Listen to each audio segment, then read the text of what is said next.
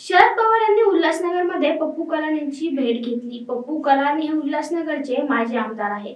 राष्ट्रवादी काँग्रेसमध्ये पक्षात फूट पडल्यानंतर पप्पू कलानी तटस्थ भूमिकेत आहे. तरी पप्पू कलानींना आपल्याकडे वळवण्यासाठी शरद पवारांचा प्रयत्न असल्याची चर्चा राजकीय वर्तुळात चांगलीच रंगत आहे.